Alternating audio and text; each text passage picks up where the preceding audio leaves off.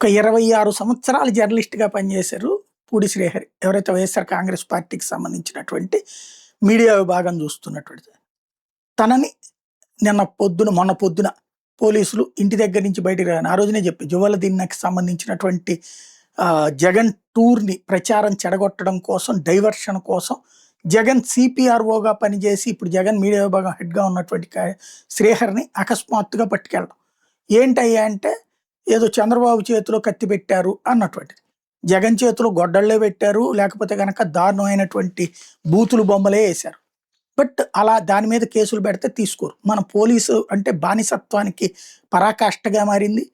అధికారం అంటే అహంకారానికి చిహ్నంగా మారింది. పర్యవసానం ఎవరో అనంతపురంలో ఒక అతన్ని పట్టుకొచ్చి అతనే చెప్పాడన్న పేరుతో గిరీష్ అనే అతన్ని పట్టుకొచ్చి అతను శ్రీహరి పేరు చెప్పాడంటే శ్రీహరిని అరెస్ట్ చేసి తీసుకెళ్లారు.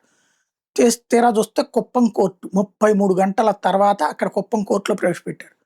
కోర్టు అడిగింది ఏంటిది అంటే సోషల్ మీడియాలో పోస్ట్ పెట్టారు. సోషల్ మీడియాలో పోస్టులు నేరం కాదు కదా, నోటీస్ ఇచ్చి ఎంక్వైరీ చేయాలి కదా.